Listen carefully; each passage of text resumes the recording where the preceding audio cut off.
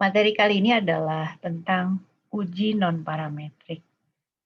Uji non-parametrik ini adalah alternatif dari uji parametrik yang sudah kita bahas. Nah, yang selama ini kita bahas itu masuk kelompok uji parametrik.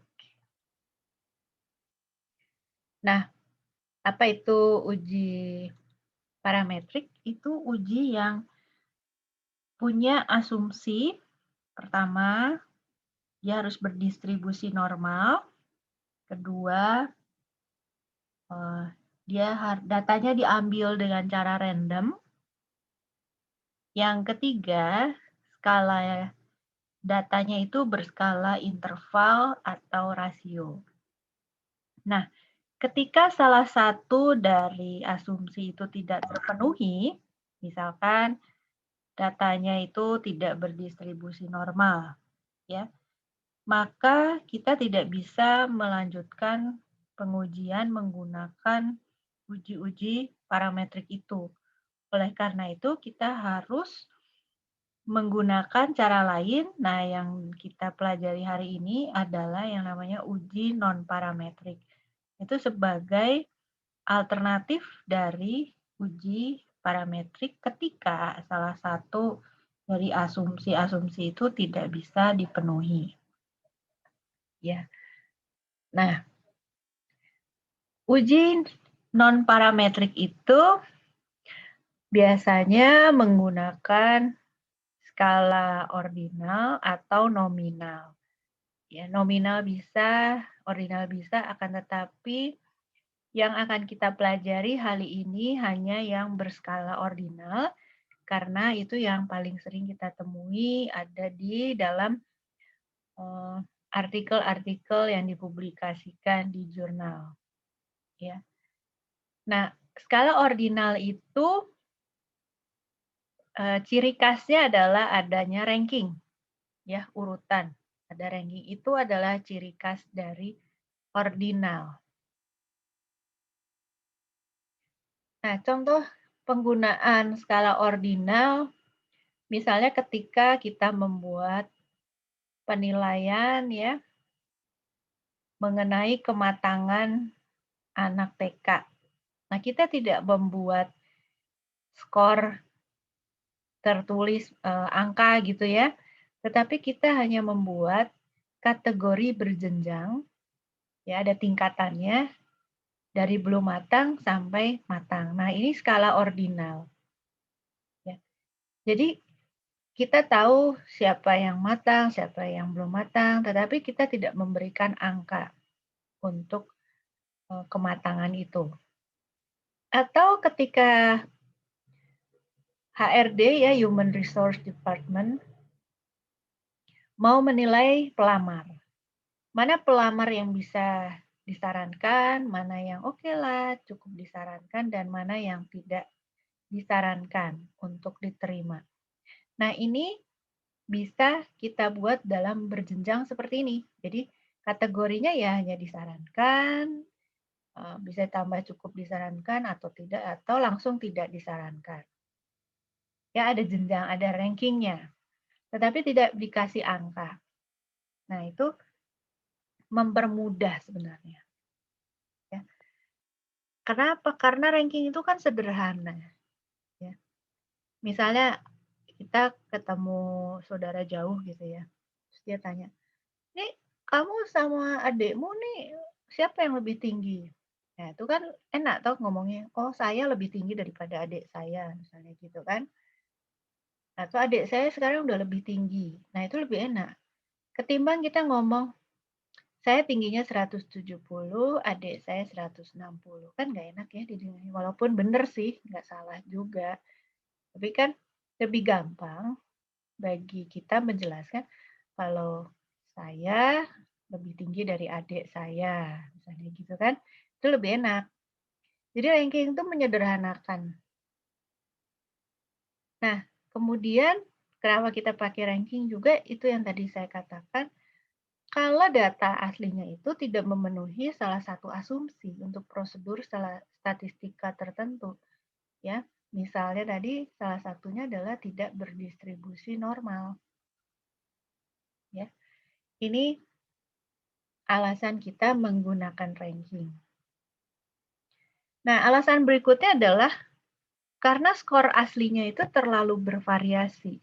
Ini yang minggu lalu kita sebut sebagai outliers itu ya. Ada data yang ekstrim. Contoh nih ya, ini beberapa kali saya temui. Ketika membuat eksperimen, eksperimennya itu ada maze gitu ya. Lalu di ujung yang satu kita masukkan tikus. Kita berharap tikus itu akan bisa keluar di ujung yang lain. Nah, tikus-tikus yang lain semua bisa keluar, kita bisa catat menitnya ya. Berapa lama dia membutuhkan waktu untuk sampai ke ujung. Tapi ada satu tikus nih. Satu tikus ini nggak keluar-keluar.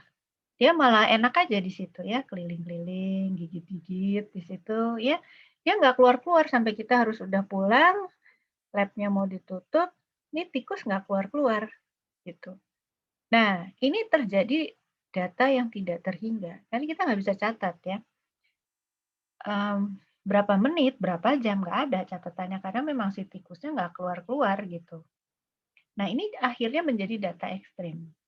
Kalau kita menggunakan uji parametrik nggak bisa dianalisis karena kita nggak keluar angkanya. Nggak keluar berapa jam, berapa menit itu tidak keluar. Nah, yang bisa kita lakukan adalah memberikan ranking. Nah, si tikus ini dikasih aja ranking terakhir karena dia paling ekstrim. Ya, kasih ranking terakhir, selesai, kita bisa buat analisisnya. Begitu, jadi ini cara untuk menganalisis data ordinal tuh bisa menjadi solusi ketika kita menghadapi problem dalam penelitian kita. Ya. Nah, sekarang bagaimana cara memberi ranking? Cara memberi ranking itu seperti ini ya. Ini kalau ini skor asli, lalu kita temukan data kembar ini ada yang kembar 3. Ini kita urutkan dari yang paling kecil ke yang paling besar. Kemudian kita beri ranking 1, 2, dan seterusnya sampai yang terakhir. Nah, untuk data yang kembar ini, rankingnya tuh harus sama. Ya. Jadi, rata-rata dari ranking ini. Jadi 2 tambah 3 dibagi 2, lalu ini mereka harus dapat ranking yang sama. Nah, yang ini juga begitu. Mereka harus dapat ranking yang sama. Jadi, karena mereka itu adalah ranking 5, 6, 7, jadi 5 tambah 6 tambah 7 dibagi 3. Ya. Rata-ratanya adalah 6. Nah, ini mereka harus dapat ranking yang sama. Begitu cara memberi ranking. Ya. Untuk cara memberi ranking ini ada pertanyaan kah? Apakah cukup jelas cara memberi ranking ini? Atau perlu diulang caranya? Bagaimana? Jelas, Bu. Oke. Bu. Ya, ada yang mau tanya? Saya Bu. Ya. Bu, itu pemberian ranking kan ada 3, 4. Nah, itu angka 4 yang di depannya duluan yang kita kasih ranking 2, terus angka 4-nya di yang kemudian itu yang kita kasih ranking 3 apa boleh acak, Bu, untuk angka kembar tuh? Ini boleh aja karena kan dia sama ya, 4. Jadi mau ini di depan, mau ini di belakang, kita nggak bisa membedakan juga sih. Nggak masalah. Maksudnya ini kan? Iya, Bu. Jadi kalau mau kasih rankingnya itu boleh yang di depan yang habis angka 3 nih ranking 3, baru yang 4 keduanya itu ranking 2, itu boleh, Bu? Nggak masalah. Nggak ada masalah. Ini kan kalau dipindah ke depan, ini dipindah ke belakang juga kita nggak tahu juga kan, nggak masalah kan. Yang penting dia 4 dan 4 diurutkan. Kan nanti kan di rata-rata juga kan? Iya, Bu. Jadi ini mau ini 3, ini 2 juga nggak masalah kan? Nanti kan di rata-rata juga.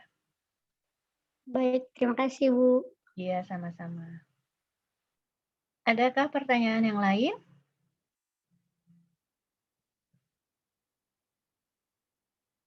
Nggak ada? Lanjut ya. Oke, nah sekarang bagaimana statistika untuk data ordinal ini?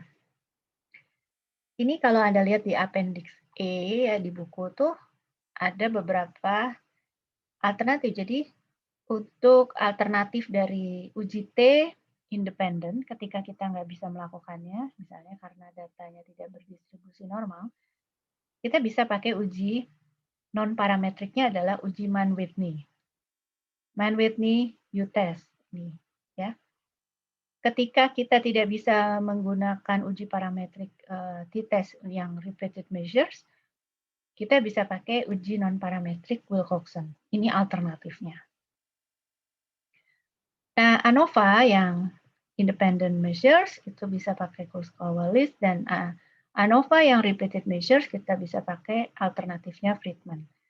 Karena di semester ini kita tidak membahas ANOVA independent maupun repeated, kita hanya membahas pengantar ANOVA, maka kita juga tidak akan membahas Kurzweil-Wallis dan Friedman. Ya. Kita hanya membahas Mann-Whitney, U-test, dan Wilcoxon. Oke. Kita bahas yang pertama dulu, yaitu Mann-Whitney U-test. Ya. Ini adalah alternatif ketika uji T independen tidak bisa kita lakukan, karena asumsinya ada yang tidak terpenuhi. Sama seperti uji T independen, Mann-Whitney ini menggunakan dua sampel yang terpisah, ya independent measures atau kita bisa sebut juga between subjects, ya itu paradigmanya between subjects. Nah, jadi dia mengevaluasi perbedaan dari dua perlakuan atau dua populasi. Prinsipnya apa?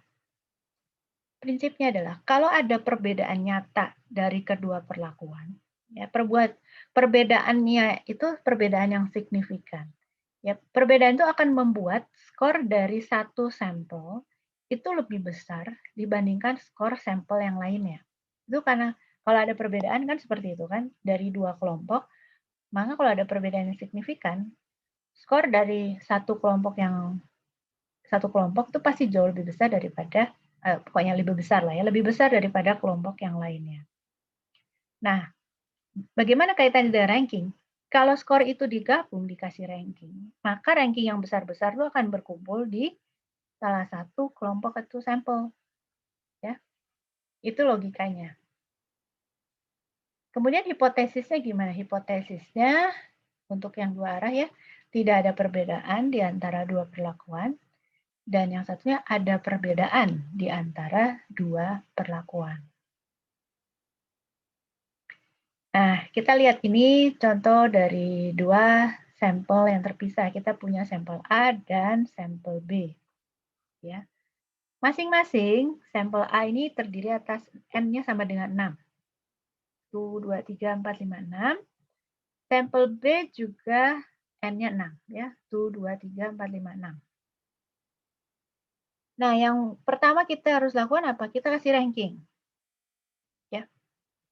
Ini kita gabung, kita kasih ranking. Jadi rankingnya bukan sendiri-sendiri, tapi bareng-bareng. Oke. Dari data 12 data ini, angka berapa yang paling kecil? Yang mana yang paling kecil?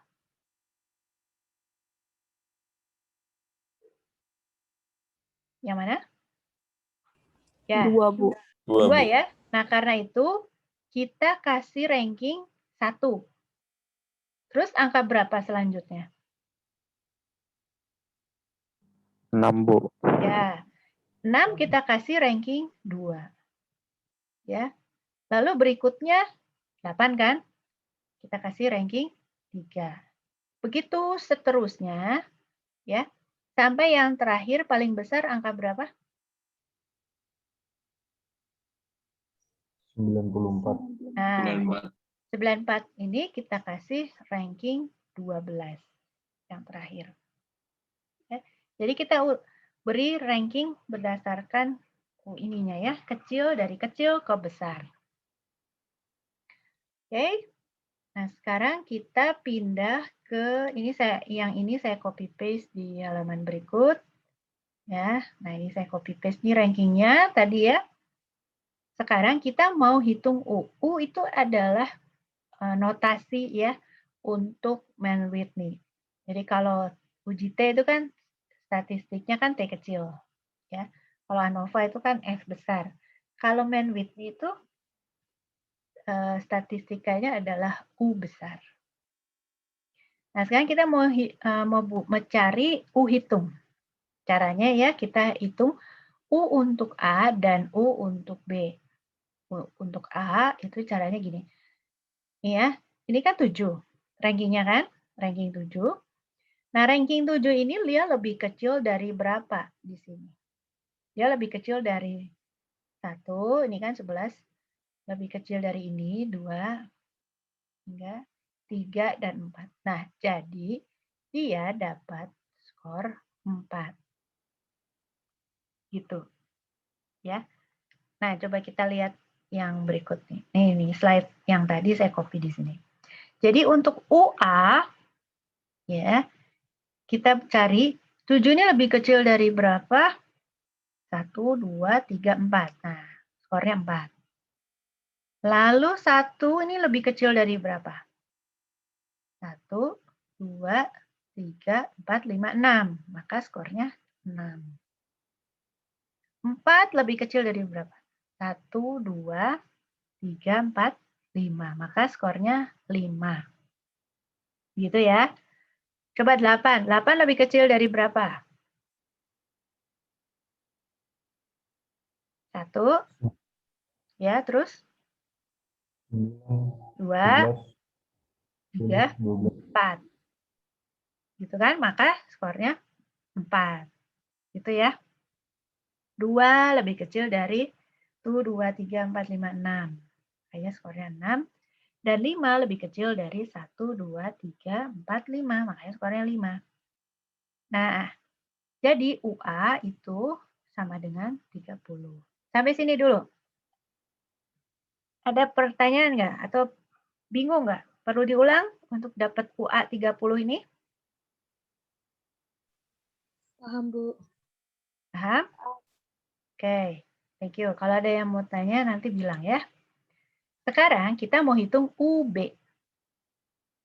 UB itu gimana? Sama seperti tadi, tapi kebalikan. Jadi 11 itu lebih kecil dari berapa? Gak ada kan? Makanya dia 0. 9 lebih kecil dari mana?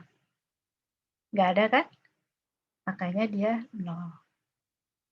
6 lebih kecil dari 1, 2. Nah, skornya 2. Gitu ya. Sampai yang terakhir 3 kecil dari mana? 1, 2, 3, 4. Nah, UB jadinya adalah 6. Nah, U hitung kita itu adalah yang paling kecil. Berarti kita dapatnya ya, U hitung kita itu adalah 6. Sampai sini dulu. Ada yang merasa ini perlu diulang?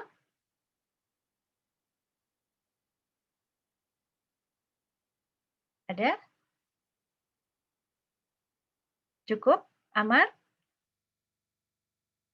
Aman, Bu. Aman, Bu. Aman ya? Oke, kita lanjut ya. Ingat-ingat ya, U hitung kita 6. Nih, untuk ngeceknya apakah kita benar ngitungnya. UA tambah UB itu harus sama dengan NA kali NB. NA kali NB, itu NA-nya 6 kan? NB-nya juga 6. Jadi, ya 30 tambah 6 tuh harus sama dengan 6 kali 6. Nah, kebetulan di sini sudah sama ya. Berarti perhitungan kita tadi itu enggak salah. Oke.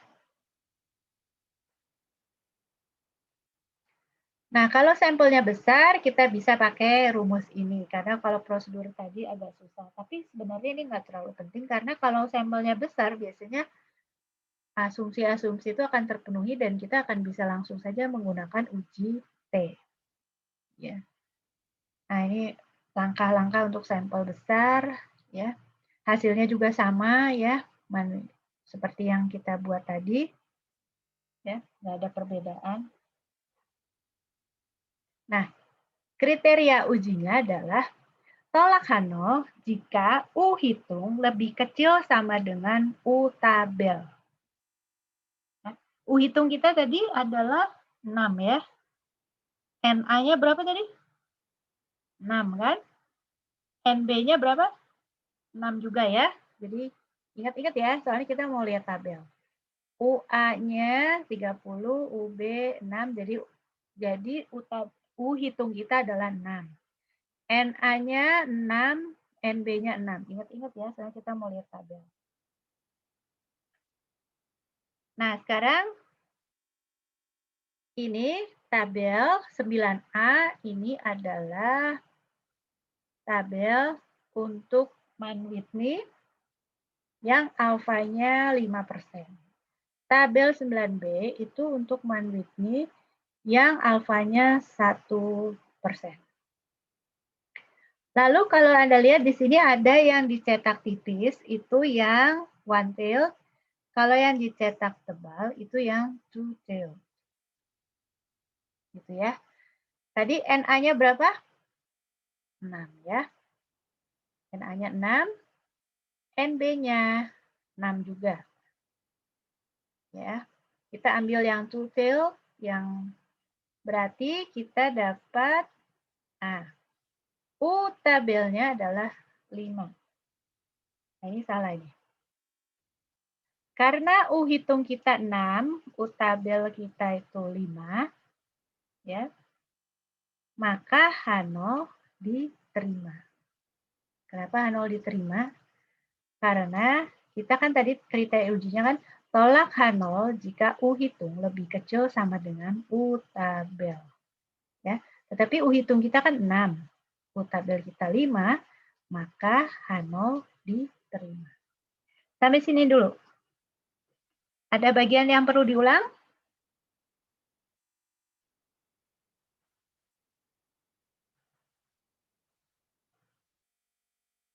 Ada bagian yang kurang jelas?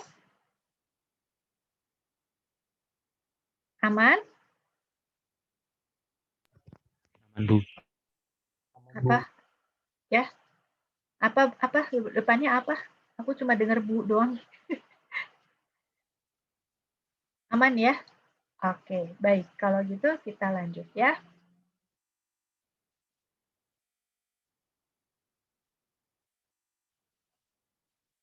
Nah, sekarang kita belajar yang Wilcoxon. Wilcoxon ini alternatif untuk uji T yang related. Kalau yang tadi untuk uji T yang independen, sekarang untuk uji T yang related. Nah, sama seperti t-test yang related itu, Wilcoxon menggunakan satu sampel yang diukur 2 kali. Jadi repeated measures ya, atau within subjects. Nah, ini jadi pre-test, post-test, atau before, after. Ya. Jadi, mengevaluasi perbedaan dari 2 perlakuan untuk setiap individu. Satu individu diukur 2 kali. Prinsipnya apa? Perbedaan. Ya, perbedaan tuh difference ya. Yang kayak di t-test related itu kan kita hitung difference ya, perbedaan. Perbedaan dari kedua skor, yaitu post-test dikurangi pre-test, itu diberi ranking. Jadi difference-nya yang diberi ranking. Dari yang terkecil hingga terbesar tanpa memperhatikan tanda positif atau negatif. Nah, ini contoh datanya. Jadi, data post-test dikurangi data pre-test, kita dapat difference-nya ini. Ini sudah kita dapatkan difference-nya. Nah, difference ini yang diberi ranking. Nah, pada saat kita memberikan ranking, itu tanda positif negatifnya itu tidak kita perhatikan. Jadi hanya angkanya saja yang kita lihat. Contoh ini. Ya, yang paling kecil kan 4. Yaitu ranking 1. Lalu 5, itu ranking 2. Lalu 6. Ya, walaupun dia negatif karena dia hanya dilihat angkanya saja jadi 4, 5, 6 gitu ya. Ini ranking 3. Begitu seterusnya sampai angka paling besar tuh 24. Itu ranking terakhir ya, ranking 8. Nah, sampai sini dulu. Cukup jelas ini langkahnya sampai ke sini? Jadi difference ini adalah post-test dikurangi pre-test ya. Sampai sini jelas? Oke. Sekarang langkah berikutnya apa? Langkah berikutnya adalah ranking dipisah. Jadi dua kelompok ya. Berdasarkan tanda, jadi tanda positif dan negatif. Jadi ada sigma ranking positif, ada sigma ranking negatif. Lalu jumlah yang terendah itu yang nanti jadi T hitung. T besar hitung itu adalah notasi untuk Wilcoxon.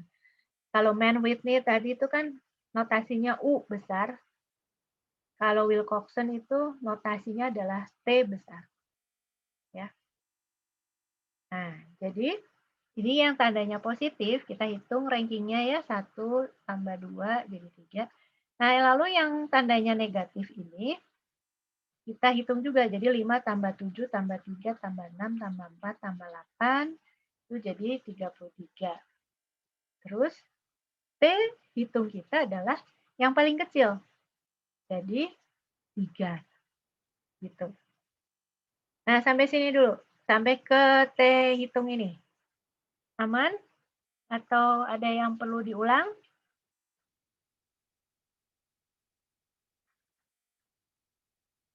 Baik-baik saja? Baik-baik ya? Oke. Oke, kita lanjut ya. Hipotesisnya gimana? H0-nya sama kayak tadi, tidak ada perbedaan di antara dua perlakuan. H1-nya ada perbedaan di antara dua perlakuan. Ya. Lalu kriteria ujinya ini, tolak H0 jika T hitung lebih kecil sama dengan T tabel. Ya. Ini sama seperti yang tadi ya, yang U hitung lebih kecil sama dengan U tabel. Nah, ini T hitung lebih kecil sama dengan T tabel. Nah, ini adalah tabelnya. Ya. Jadi, tabel B10 itu untuk Wilcoxon. Ini untuk yang one-tailed, ini yang untuk two-tailed. Nah, N kita tadi berapa? 8 kan? Ya kan? Lalu kita pakai saja two-tailed yang 5%. Berarti T tabelnya berapa? Ini. Ya, ini T tabelnya. Nah, tadi T hitung kita berapa? 8. T hitung kita berapa? 3 ya. N-nya 8, T hitung kita tadi 3 kan, yang paling kecil kan? Nah, berarti apa tadi kriteria ujinya? Tolak H0 jika T hitung lebih kecil sama dengan T tabel. Nah, karena, ini salah nih. Karena T hitung sama dengan, ini harus begini. T hitung sama dengan T tabel, maka H0 ditolak. Ya, kita terima H1. Oke, sampai sini dulu. Ada bagian yang perlu diulang?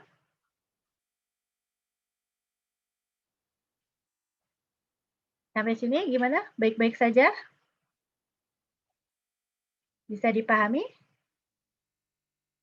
Bisa, Bu.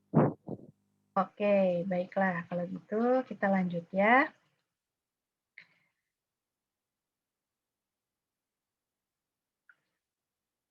Nah, ada kalanya skor di perlakuan 1 dan 2 itu sama persis. Sehingga difference-nya itu 0. Ya. Nah, kan kalau 0 itu kan kita nggak bisa kasih tanda positif atau negatif kan, karena 0 kan. Jadi, kita strateginya adalah mengeluarkan saja ya, individu itu dari perhitungan. Ya, jadi jumlah sampelnya itu dikurangi. Karena D-nya sama dengan 0, nggak bisa dikasih ranking positif, nggak bisa dikasih ranking negatif. Begitu. Ini contoh cara menulisnya di artikel ilmiah. Ya, sudah selesai. Ada pertanyaan? Simpel ya. Sebenarnya kalau uji non-parametrik itu simpel sekali. Ada pertanyaan sampai sini? Bu, izin bertanya. Ya, silakan. Tadi sedikit kelupaan. Tadi yang untuk waktu tabel yang terakhir itu untuk nentuin ini tuh pakai ranking yang paling tingginya itu ya, Bu ya? Maksudnya? Yang tadi yang 88 itu tadi, Bu. Iya, yang ini. N-nya kan 8. N-nya 8. Oke. Ini N-nya. Terus T hitung. Oh, alah N. Oke. Terus T hitung kita kan tadi 3 kan Oh, yang sudah, paling. Bu. Udah, nyambung. Oke, terima kasih. Oh, udah. Aku kirain itu tulisannya R. Sorry. Oke, Terima kasih banyak, Bu. sama-sama. Adakah pertanyaan yang lain?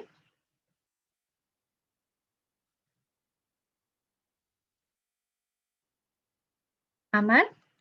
Baik-baik saja? Oke. Dari saya aman, Bu. Oke, terima kasih. Mungkin dari yang lain ada pertanyaan atau aman? Lanjut kita? Kalau udah kita lanjut aja ke breakout rooms ya. Ini ada berapa ya? Kita lengkap nggak sih, Kak Christine? Unika kayaknya nggak ada deh, Bu. Unika kemana ya? Katanya hujan, Bu. Koneksi nggak ada. Oh, saya kira kehujanan. Oke, sebelum kita terlalu jauh, apakah Abayomi Maleaki, terus Bagas, ini, terus Saneta, ini bisa rename dulu, Gracia, Lydia, Putri, Rahajeng Sekar, Shirley, bisa di rename dulu namanya jadi NIM dulu, baru nama supaya kakak-kakak di sini gampang merekapnya. Bisa, Bu. Terima kasih ya. Tolong di rename dulu.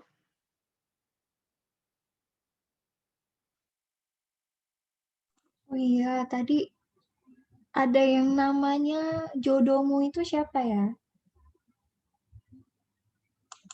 Udah di rename kayaknya. Yang jelas bukan jodohku sih. Waduh, Ibu. Jodohmu kali, Tin? Waduh, semoga bukan deh, Bu. Oh, jodohnya Maria berarti. Waduh, sebetulnya saya sudah punya jodoh. Aduh, bener nih. Waduh, ditunggu undangannya ya, Mar. Oke deh. Kita stop dulu recordingnya nih. Kita masuk guyon-guyon, masuk recording.